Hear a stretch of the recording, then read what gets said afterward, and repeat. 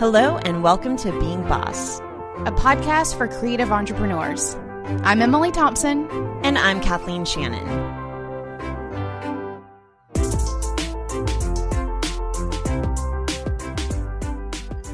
All right, today we are talking about leaving your day job. As always, you can find all the tools, books, and links we reference on the show notes at www.beingboss.club.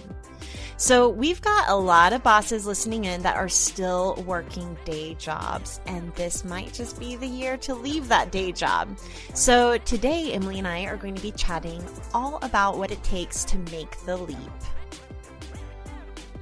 Hey guys, I want to pause here and tell you, if you have a creative side hustle or if you're thinking about leaving your day job, or even if you just want to get more organized with your money and you've already been working for yourself for a while, my biggest recommendation is to use FreshBooks Cloud Accounting.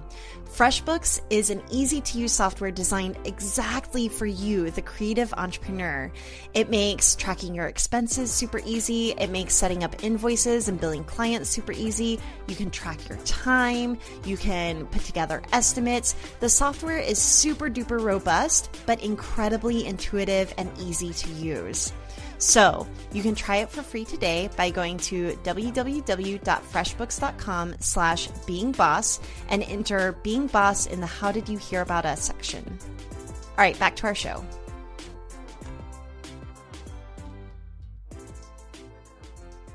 Emily. Yeah, I'm excited about this one. So I pitched this episode to Kathleen a couple of weeks ago whenever I was at a local meetup thing.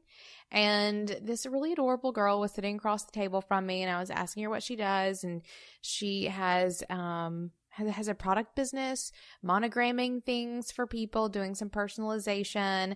And then she also has a day job at a retail store as a manager. And she was like, yes, I'm working on, leaving my day job and pursuing my side hustle full time. I've been doing it for a couple of years. And I was like, all right, what's your exit strategy? And she goes, huh? And I was like, do you have a plan for leaving your day job? And she was like, well, no. And I was like, well, shit, it's time to do an episode about this. Because if you want to leave your day job and make your side hustle a thing, you have to have a plan for making it happen. So Kathleen and I have put together some of our best notes and tips and experiences to talk about how it is that you actually make the leap from day job with a side hustle to full-time creative. Yeah, so let's start with sharing a little bit of our stories and backgrounds with working day jobs and then leaving those day jobs to work for ourselves. So Emily, what was your experience like? Right, I'll do mine first because mine's ridiculous. I was pregnant a couple years ago, and I was working as an assistant manager at a retail store at a mall store. We weren't in the mall, but there were these stores in the mall. And my manager was a bit of an ass, just ongoing, always was. I was probably 5 months pregnant, and I had a customer come in and requested that I get a lamp, because it was a home decor store, get a lamp from the back room for her. Or she wanted it. She needed it from the back room. And so I went to my manager, a burly man, and asked him to go get this large lamp out of the stockroom because it was up on a big shelf, and I should not have been getting it myself, and he wouldn't do it. So I take my pregnant ass to the back room, and I get on the ladder, and I get the lamp, and I get it down, and I hand it to the customer, and she goes, did you go get that by yourself? And I was like, yes, ma'am, I did. And she was so angry because my manager was just sitting up at the front desk, just hanging out, chit-chatting, being usual ass self. And so I walked over to him and I handed him my keys, and I was like, I'm going. And he was like, you going to lunch? And I was like, no, I'm going for good. And I left, and I never came back. So for me, it was pregnant hormones and just having had enough of an asshole boss that made me take the leap. And so I took the leap. I went home. I did lots of creative things for a while. I sewed Lily's first diaper bag. And I did some scrapbooking and I started making jewelry. And at that point, my first creative business endeavor was born. So I totally took the leap out of my full-time job. I don't think I was quite full-time, but maybe I was. I don't remember. It was a really long time ago. Out of my job and just cold turkey leapt into creative freedom. And it was frightening, so frightening, but necessary for me at that time. And I have not looked back at all. So that for me was my crazy story of the last time I was employed by someone else and how I left it. Yee, what about you? So my day job was working as a senior art director in an advertising agency. So I was very much doing what I was wanting to do for a living. I was just doing it for someone else rather than doing it for myself. And I never really thought about working for myself. I don't come from a family of entrepreneurs, and we all love having someone else pay our health insurance and taxes and pensions and all those things. So, it just wasn't in my family culture or really even in my friend group to be a creative entrepreneur. I wasn't listening to podcasts or reading blogs about working for yourself. It was just a totally new thing. But I started getting the itch to work for myself after I had published and posted on my blog, which I had been blogging a lot at the time, but I published on my blog my wedding invitation designs. I had just married my husband, and whenever I published those wedding invitations, they got a lot of attention, and I started attracting a lot of other like-minded brides and creatives who were really interested in me designing their wedding invitations. So that kind of sparked this working on the side hustle. It was a total accident, and in the evenings I would come home and work on wedding invitations that were really fun. And what I loved about it is that I was working in advertising. Most of my design work was going toward my biggest accounts were working on credit unions and small local bank accounts, which was fine, but not really like my cup of tea whenever it comes to using my talents. I was a senior art director for the NBA Hornets whenever they had come up from Hurricane Katrina to Oklahoma City, and I loved working on that account. So I was working on really fun projects. But what I loved about designing wedding invitations on the side is that I could just be creative and design for design's sake. And there was no admin involved. Like, it felt very much like I was just doing the creative stuff. I wasn't super bogged down with creating a business out of it quite yet. Anyway, eventually I started getting enough of this side business that I did have to start thinking like an entrepreneur. I did have to start balancing how much I was charging with how much time I actually had to do these side projects. And at the same time, I was becoming increasingly unhappy at my job in advertising. And I think it's because the advertising market in general was changing and crashing, and there was a lot of stuff in the economy going down. And then even with the growth of the internet and social media, advertising just isn't what it used to be. So there's a big shift happening, and I felt like I wanted to jump ship. So I had enough work on the side that my husband really encouraged me to go ahead and make the leap. And I'll get more into like all the nitty gritty that went into my decision making process, but it was a really big deal for me, and it was super scary. But I think what really got me through a lot of it was blogging about it and sharing my experience as I went. And that's kind of what I don't think that Being Boss would be here today if I wasn't into sharing that process as I went. So that's kind of my story. And yeah, I was super freaked out. I was afraid that like, what would people think? And who am I if I'm not a senior art director winning all these Addies? Does my work even matter? Yeah. So for me, I think it was just a really big mindset shift versus a physical shift, if that makes sense. Definitely. And I also want to bring up how you and I have both also recently left another kind of day job for a side hustle. And that was leaving the one-on-one work that we were doing with our clients, which for us was very much like day job, like it was paying our bills, it was all working the way it was supposed to, but we had this itch to go do something else. And so we both did step away from one-on-one client work within the past year, which for us, it was the day job, to do the side hustle, which was podcasting, but then also for both of us, some digital product. So I think that, I think that's a fun little switch too, where maybe even if you are working for yourself, but if you're doing some one-on-one work and you see yourself not maybe doing that anymore or just transitioning your place in your business in a very dramatic way that makes you feel like the similar feelings of taking a leap to leave your day job to do a side hustle, I think we can speak pretty knowledgeably to all of those facets of doing this thing. We were just kind of catching up on this last week, like our strategies as far as leaving the kind of work that we were doing, because Braid Creative still takes on one-on-one client work, and I still get a paycheck from Braid Creative for that one-on-one client work, whereas you had to shift your model a little bit differently because I know that you've tried the team with Indie Shopography and it just didn't work out for you. So you kind of shifted it in a little bit of a different way. Yeah.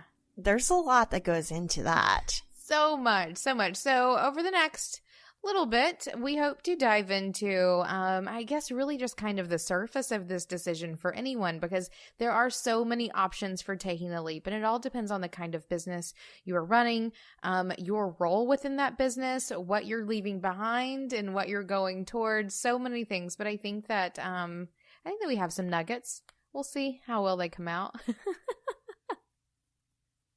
All right. I want to talk about mindset whenever it comes to leaving a day job. So I mentioned in my experience, this was a huge shift for me, and I really struggled with getting in the mindset of becoming an entrepreneur, going from being a star employee to being my own boss.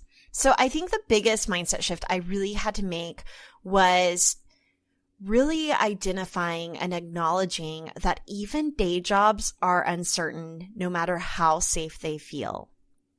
And especially since becoming my own boss, I've realized that my CEO at the advertising agency was in the same position that I'm in now. And I found all this comfort in him as my leader when he was probably flipping out behind the scenes, not knowing where our next account was going to come from or how he was going to sustain all that business. So I just think that it's really important to understand that nothing is certain. And any certainty that you feel in a day job is just an illusion. Amen to that. Ooh. Right. I feel this every time I'm talking to a neighbor who's like hating their job because they're working like 40 plus hours a week for someone who doesn't give two shits. Like, and they're like, oh, but I'm doing it because like, I know I have a job. Like, do you? On the surface, maybe you have the illusion of knowing you have a job, but no one's place is certain anywhere. And I think that is really huge. And especially in today's society and like today's economy, especially, you don't know that. Like that's a false sense of security. And though it helps people sleep every single night, I don't think it's not enough to keep me anywhere for sure. For me, mindset comes in the shift of understanding responsibility. I think that I actually every single time I run across someone who thinks they can do the entrepreneurial thing, I do like a little evaluation of whether or not they can actually hack the responsibility, because there is so much responsibility that goes into doing your own thing. You are then responsible for your own taxes, your licensing, making sure your business is up to snuff, all of those things so that you can legally be operating. But also, if you mess up with a client or a customer, you don't have an HR team to hand them off to. Like you are responsible for the happiness of everyone. Or if you're the one taking on the client or the employees, if you're the one taking on the employees, then you are now responsible not only for your livelihood, but in lots of ways, the livelihood of the people that you employ. So for me, entrepreneurship or taking the leap, it's not just getting a job where you're the boss. It's you accepting the full spectrum of responsibility that comes from deciding to be your own boss. And I think that all too often that's glossed over a little bit. I think of people who take the leap too early, or who think that they have it in them, just to find out soon that they don't. Because it's scary shit. I didn't take into account all that stuff whenever I quit my job. Like, I was just not really concerned about the LLC or the taxes. And honestly, that's not really the mindset shift that I had to tackle. And I know that a lot of people do, but mine was really just, no one around me is doing this. I felt like I was forging an entirely new path whenever it came to my friends and family. And I will say, though, that you can start getting in the mindset of an entrepreneur even at your day job. So in some ways, I really was prepared, because in the life of a job at my agency that I was working at, I was in a lot of those client meetings. So I got to see a lot of what a marketing plan looked like, and developing out a campaign looked like, and developing out a promotional campaign versus a branding campaign. So I really started to get into... I'm handing those tasks off to you. Good. Sounds good. Keep going. Right. But also, I was trafficking the job. So I know that, you actually handle a lot of that here at Being Boss for us, Emily, but I was doing a lot of that at my day job, and I was doing a lot of that at Braid Creative and whenever I was working for myself as a freelancer. So I definitely have a lot of experience in that, but I was also tracking my time, which I think is why I'm allergic to it now, because it was my least favorite part of my job, working at an ad agency.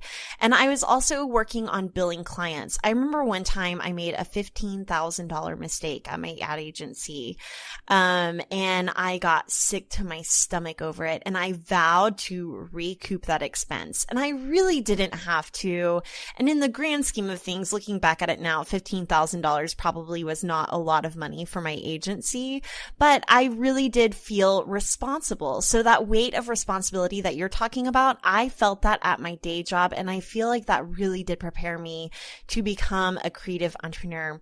But another thing I think you really need to be responsible for, and the thing that I'm asking creatives to really see if they can hack it, is if they have a point of view.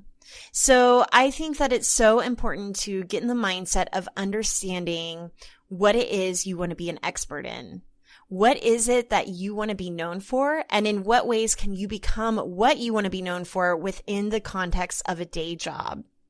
So we're going to get into step by step how to leave your day job. But I think one of the most important things is, if you are not working at a day job that supports the expertise that you want to be known for, go ahead and try and find a different day job.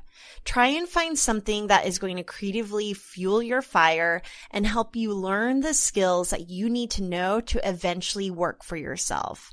I think that that's huge whenever it comes to getting in the right mindset and really preparing to leave a day job. Yeah, I think creatively that's really huge. But for me, the mindset that I would like to challenge everyone to cultivate in line with the responsibility is to go ahead and start thinking of yourself as the entrepreneur. For a lot of us, the creativity part comes really easy, and especially if you're in a job where you are already having that cultivated in you, the entrepreneur side of that personality is what you need to start cultivating as well. So for me, it's thinking of yourself is to go ahead and start thinking of yourself as a working for yourself entrepreneur, and think about how that affects the life that you're living now. Are you maybe saving a little bit more, or spending a little less freely, or maybe not? Are you maybe waking up earlier because you know that you have more things that you personally are responsible for? For me, it's all about treating your day job as the temporary thing and really building the weight and the foundation into the creative entrepreneur side of what you want to do, because your passions do lie elsewhere. So start shifting the weight of who you are from your day job to your side hustle / creative entrepreneurship. and see what that feels like. Because as you do it, that will start being the thing that feels more real. You'll find less comfort in the comfortable day job and more comfort in the side hustle because you are pushing all of your energy into that space. Okay, I want to talk a little bit about developing habits and routines to set yourself up for leaving your day job. So I think this is a thing that we get asked about most. How do I carve out the time to work on my side hustle, even whenever I'm working my day job? And then especially if you have a family or kids or animals that you have to take care of on top of all of that, whew, it's a lot. So Emily, what do you think here? I think you have to treat this as a day job. It's just here, your day job doesn't start until 6 p.m. or maybe only on Saturdays or whatever it is.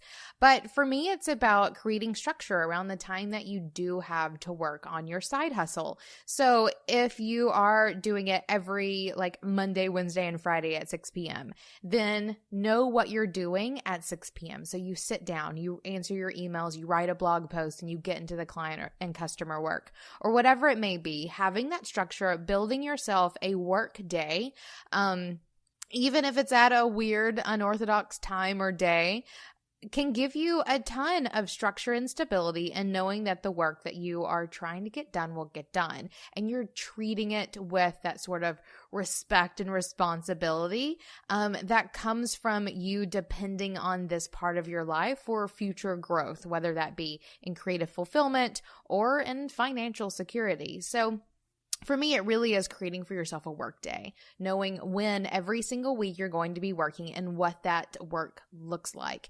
Building that structure, creating those habits around sitting down and doing the work for yourself is how you start treating this thing like it's real.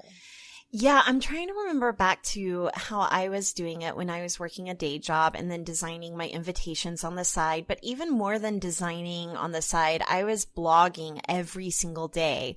And back then, sometimes twice a day.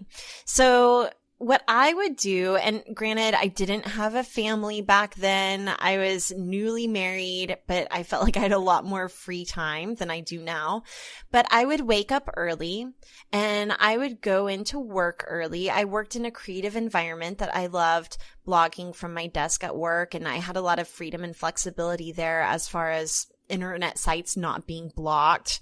So I would grab my coffee and I would write a post in the morning, and then sometimes I would maybe finish it up at lunch from my desk. So if you have the opportunity to do some of your side hustle from your day job, you should totally do that. Bosses everywhere are going to kill me for saying that. During your lunch hour, when your time is your own, I feel like that is nothing wrong with that. And I think of all the bosses who've like visited our webinars and like at work when no one's watching. We know who you are. It's fine. I respect that. But I had a lot of habits and routines in place. So I would do that every single day, and I would only maybe spend 30 minutes in the morning and an hour at lunch on it. And it was really no big deal. And I was able to get a lot done in that time. So that's one thing I want to make sure that you all know, is that you can get a lot more done in a little bit of time than you give yourself credit for. So set a timer for maybe 30 minutes.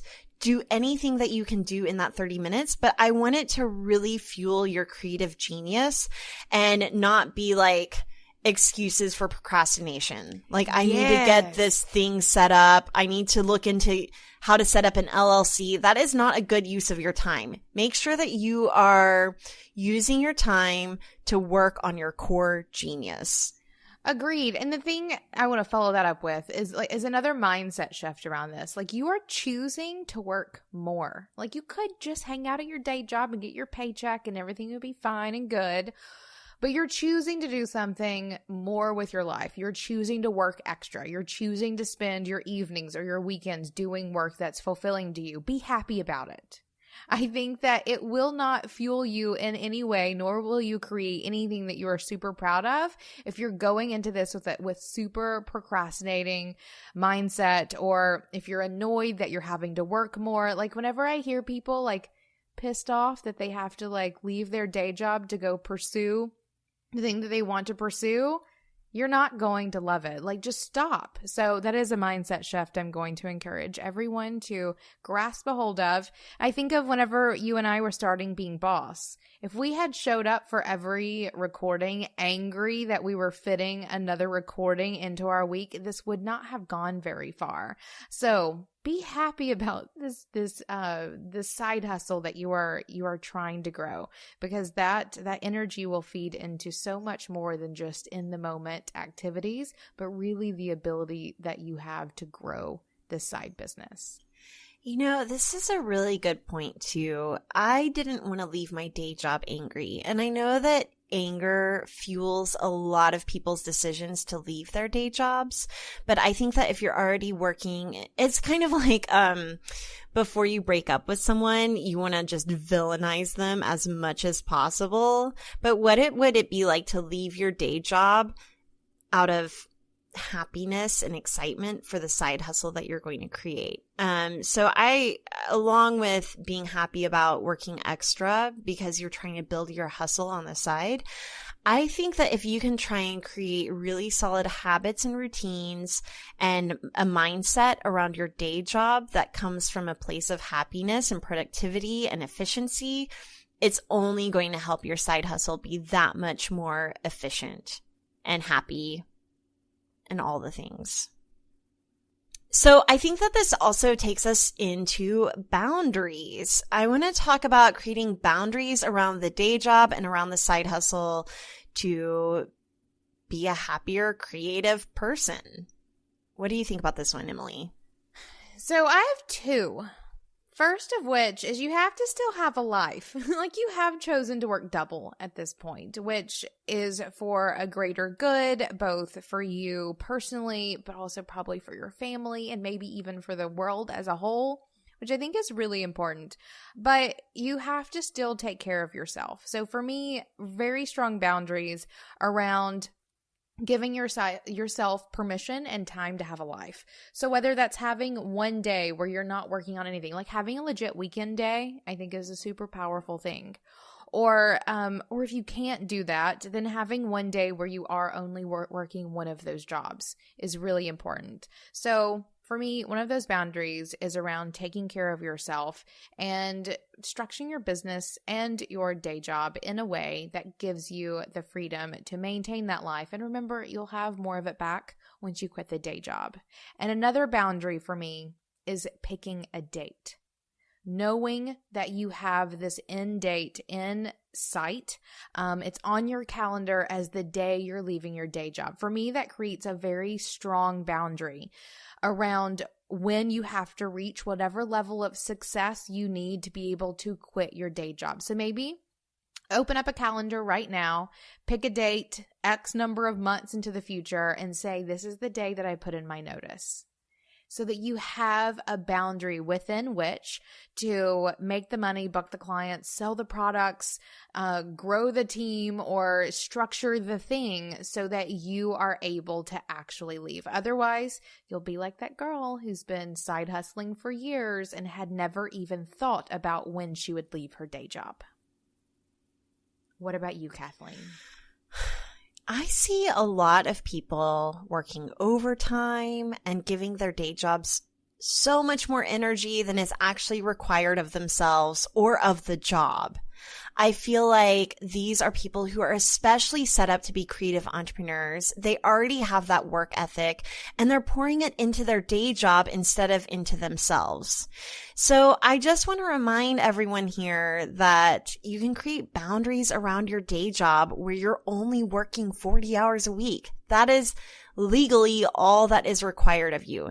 Now, I know that culturally, or even like as far as the company culture goes, or even your own self-drive to be the best might keep you at work more than 40 hours a week, but you don't have to. This is where prioritizing comes into play. Like, you could certainly, I think of one poor person I know right now who works so much, and like they'll ask him to come in on the most ridiculous days and he'll do it.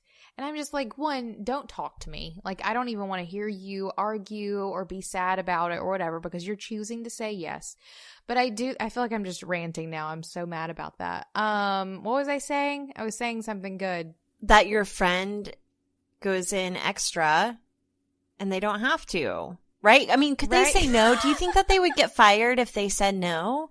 And then Probably maybe not. Is that such a bad thing? Right? Oh, I know. So yes, I think around your day job, creating boundaries, because you're choosing to do something else. You're choosing to start stepping away to make your side hustle a thing.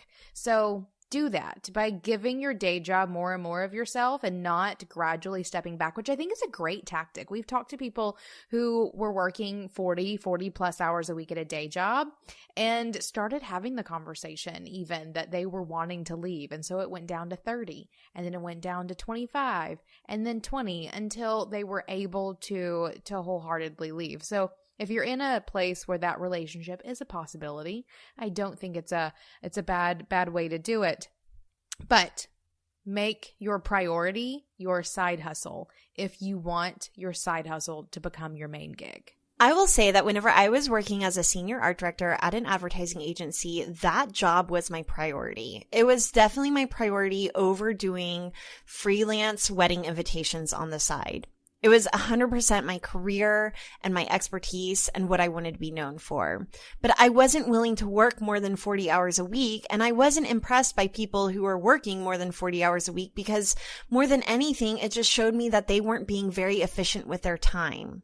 So if I found myself working more than 40 hours a week, which was very rare, it was an exception and not a rule.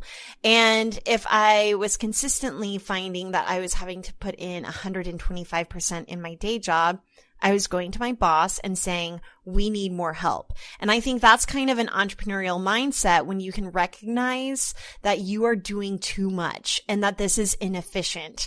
I think that at day jobs, you can put a lot of systems and processes in place. Don't wait for your boss to do it for you. Again, this is about getting in that entrepreneurial mindset. If you can set up systems and processes and habits and routines and boundaries in your day job that help you work 40 hours a week, you are doing your entire company a favor, and you're doing your future entrepreneurial self a favor as well, because you are basically training yourself how to work like a boss. I will also say, while working a day job, only do work that you want to be known for on the side. I see a lot of creatives trying to hustle their worth by taking on anything they can on the side, just to prove that they can do it. But then they're taking on a lot of work that doesn't really fit into what they want to be known for. And you'll be tempted to do this because you want to prove to yourself that you can do it. But if it doesn't count toward your portfolio, and I use that word loosely, like obviously for a graphic designer, your portfolio could be a very literal thing. But for, let's say a coach, if you're taking on a coaching project that is not what you want to be coaching around, don't do it. Agreed. All right, let's talk about money. Yeah. All right, whenever we interviewed our friend Beryl on episode number 90, I got really specific with her because I really wanted to know exactly how much money she needed to feel comfortable leaving her day job. And our friend Beryl, if you haven't listened to this episode, be sure to listen to it. It's episode number 90. She spent 3 years hustling it out on the side before she left her day job as a teacher. So I think that money is a huge aspect and a big part of understanding what you need to do to leave your day job. So for me, I think that you need to be 50% there with a side hustle. So let's say I was making $30,000 a year as an art director. I wanted to be bringing in a projected $15,000 a year with my side hustle before I felt comfortable making the leap.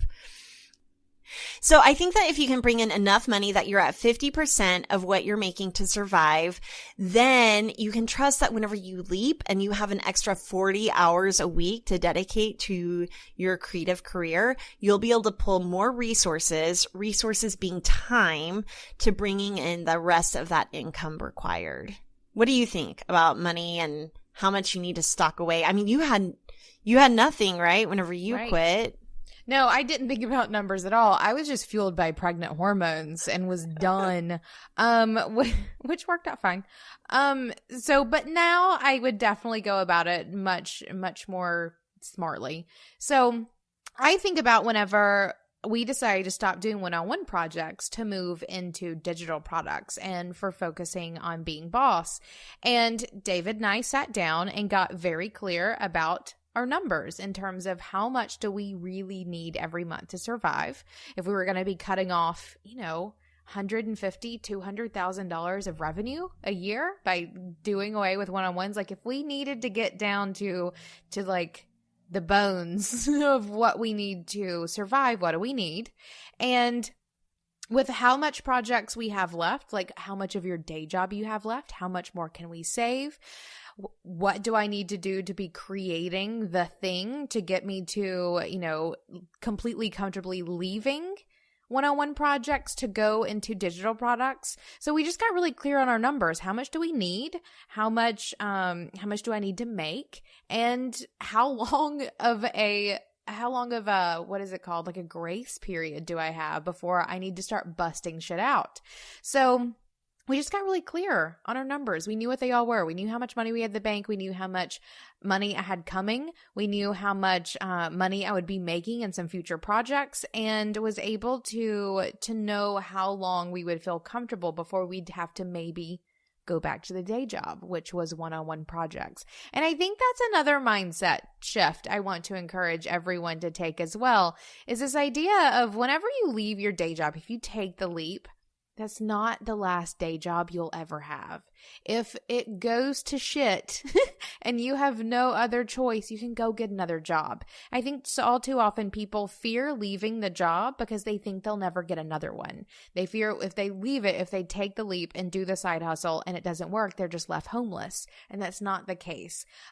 Chances are, and especially if you leave that day job with relationships still intact, you will be able to get a day job again if you ever so need. For me, hustled shit out, didn't need to do it. But maybe we're still in that little grace period. We'll see.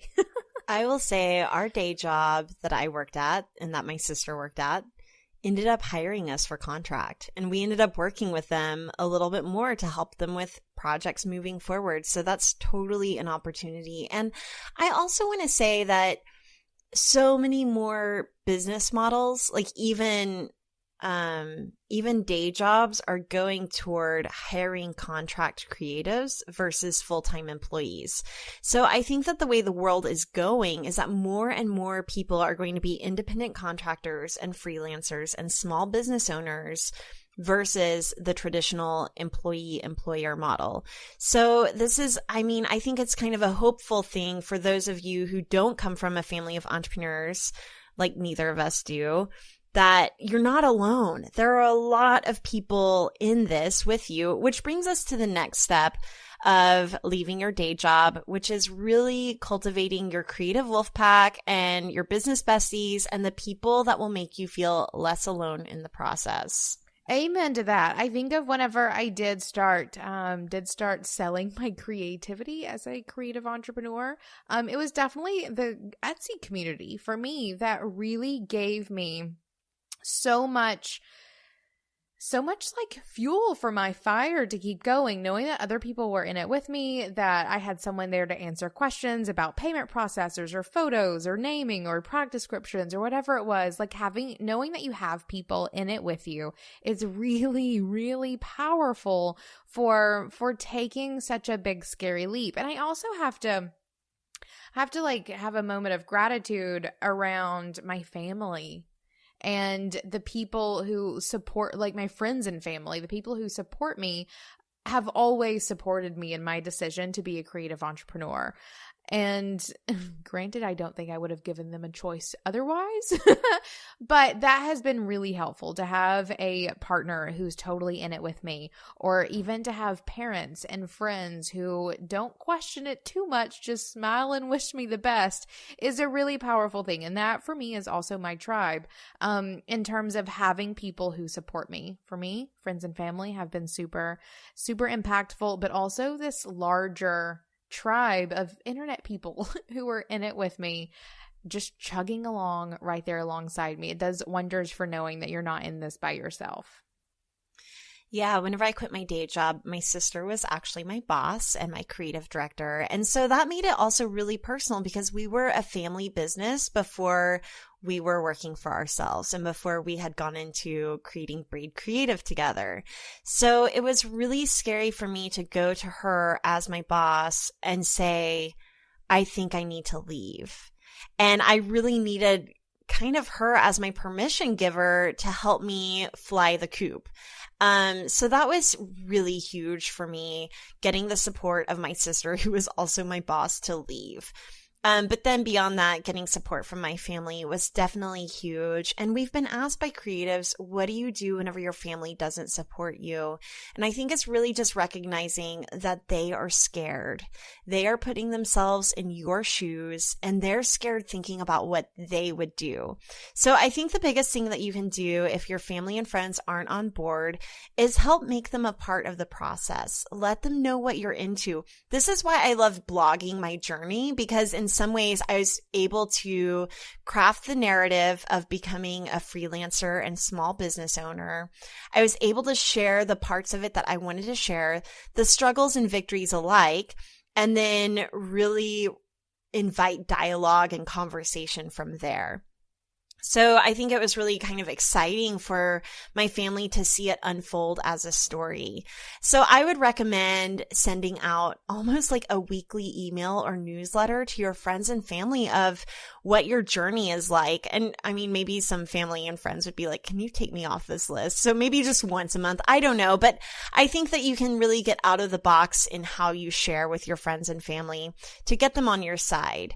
But yeah, that's huge. And then also for me, my internet friends was a huge part of me becoming a creative entrepreneur because again, like I mentioned, even though I had the support of my friends and family, it was more like they were just kind of watching from the sidelines, me doing this big, scary thing. Whereas my internet friends, a lot of them had been through it and a lot of them could say, hey, here's what this is like. You might try this. Or, hey, I know you're struggling with this. Have you thought about doing this? And I just felt really in it with them. And that's the thing that I love about the Being Boss Clubhouse, which is our member wolf pack that we have over at Being Boss. So if you guys want to check that out, if you're truly feeling lonely and if you're gearing up to quit your day job and you've got a side hustle, that is a great way to get started. Just go to www.beingboss.club/clubhouse to learn more there. So yeah, your tribe is huge. It's everything. Relationships are everything. I'm learning this more and more. Agreed. All right, so let's go into action plan because go back to that girl sitting across from me, girlfriend wanting to leave her day job, but had no action plan. I would love for you, Kathleen, to lay it out. What do people need to do to leave the day job to make their side hustle a full-time thing? All right, if I was speaking to that woman, I would say first, make sure that you're working a job that gets you closer to what you actually want to be doing on your own. Or I love how Elizabeth Gilbert in Big Magic talks about your day job really funding the dream. So really getting in the mindset there. Then next, I want you to get on the same page with your family and friends, and especially your partner if you have one. You need to outline an action plan with them of how much money you need to have in savings, how much money you need to be pulling in with your side hustle before you can leave. It's really so important that you define what those metrics are so you know whenever you've hit that point. I think also setting that boundary of that date, like you mentioned, Emily, like, okay, this is happening by this date will put a little hustle in your bustle. And then you'll want to really get your side hustle set up as a business. So branding and website and a few clients or projects under your belt is huge. You can also start setting up your systems and processes now. Get that project management software in place. Get FreshBooks Cloud accounting set up. Do what you need to do to get as much stuff set up as possible so that whenever you make the leap, it's not as painful. Get your support system in place. So you've gotten on the same page with your family and friends and your partner, but also start looking into online support. You can join a Facebook group. You can join the Being Boss Clubhouse. You can set up monthly dates with a business bestie who will help keep you accountable. You can also hire a coach who can help you get through this transition of day job to full-time creative boss. And then finally, you've decided on your date. You've almost reached that date. Give your job 2 to 4 weeks notice. Or if you're Emily, you can just leave. Or you just hand in the keys and say bye. But it's just very it's just very practical and tactical, and it's step by step. There's no other way around it. So that's how I did it, and it worked for me. It felt very scary and dramatic in the moment. Looking back, I mean, that was 6 years ago. It doesn't feel like a big deal at all anymore, but at the time, I remember I was a wreck. Like, I don't think I could eat. I was freaking out every other day about what this meant for me and for my future and even my identity. So for me, the biggest part was probably mindset stuff. So I definitely had to really pull on the support of my tribe and my friends and those things. I think that's a good point that you make. Mindset was obviously not something I ever struggled with. I had already owned a business at that point. So I already knew what it felt like to work for myself. And I think that's why it was so easy for me to leave someone that I didn't respect as a boss. For me, I think the biggest struggle, well, I guess at that moment, like I didn't even have a side hustle. Like, that's legit too, guys. For me, it was really just setting up the business. And I think that's also something that too few people do whenever they think about taking the leap. Actually, maybe not too few, but I have absolutely seen it happen where people, they want to do this side hustle thing, or they want to make a side hustle their full time, but they haven't put in the work with their side hustle for it to support them yet. And then they take the leap and they're lost.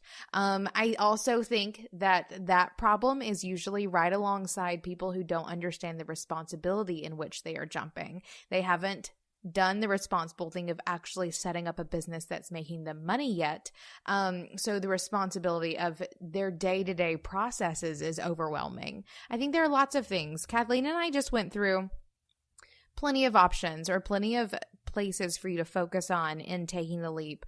Think about which one sort of stirs up the most anxiety for you. Is it the mindset? Are you not sure if you are the boss who can do it? Or maybe you know that you are, but your habits and routines are not in place yet. Whatever it may be, I think focus on the thing that you're struggling with most at the moment and get her done, because there is tons of freedom and beauty and not waking up to an alarm clock, all those happy things that come from working for yourself. You are putting an energy into a side hustle, so make it worth it. I also think anytime you're making a transition, it's really important to lean into it. So that is what my coach, Jay Pryor, always tells me whenever I'm making a big shift in my life or in my career. He says to lean into it. So almost like practicing or pretending as if you're going to leave, even if you're not ready. I think about it as the time that I jumped out of a plane. I pretended as if I was not jumping out of that plane, but I went ahead and signed the waiver. I leaned into it. I went ahead and went through the training course. I went ahead and got in that plane and went up 10,000 feet in the air, but I knew that I could always not jump out of the plane. And then at the moment where I had to jump out of the plane, I really didn't want to, but I did, and it was fine. And that feels a lot like quitting the day job. Jumping out of a plane. Beautiful analogy. I love that. I don't know that was that great, but no, I loved it. I just had to lean into it. Right? You can get all the way to the point. And I think that's the key, is do the work. Like, make the plan, do the work, get there. And you can decide then if you actually want to leave your day job or not. But you can't sit back not having made any plan and want to leave your day job. That's going to be a bit of a waste of energy. Amen. There you go. So you guys, I'm not the most tech savvy person when it comes to integrating and automating my life with software. So I was a late adopter to Acuity scheduling, but once I set it up, I was so grateful and I cannot imagine my life without it. I use Acuity scheduling to schedule client meetings, special projects, podcast recordings, interviews, and even coffee dates with my friends. It helps me keep my calendar sane. The best part is it integrates with my Google Calendar. So anytime I update my Google Calendar, that time is automatically blocked off in Acuity. There are no double bookings or meetings scheduled for when I'm on vacation or scheduled something else already. All right, try it yourself. Sign up for a free 60-day trial of Scheduling Sanity at acuityscheduling.com/beingboss. Thank you for listening to Being Boss. Find articles, show notes, and downloads at www.beingboss.club. If you're a creative entrepreneur, freelancer, or small business owner who is ready to take your goals to the next level, check out the Being Boss Clubhouse, a 2-day online retreat followed by a year of community support, monthly masterclasses, book club, secret episodes, and optional in-person retreats. Find more at www.beingboss.club/clubhouse. Thank you so much to our team and sponsors who make Being Boss possible. Our sound engineer and web developer, Corey Winter, our editorial director and content manager, Caitlin Brame, our community manager and social media director, Sharon Lukey, and our bean counter, David Austin, with support from Braid Creative and Indie Shopography. Do the work, be boss, and we'll see you next week.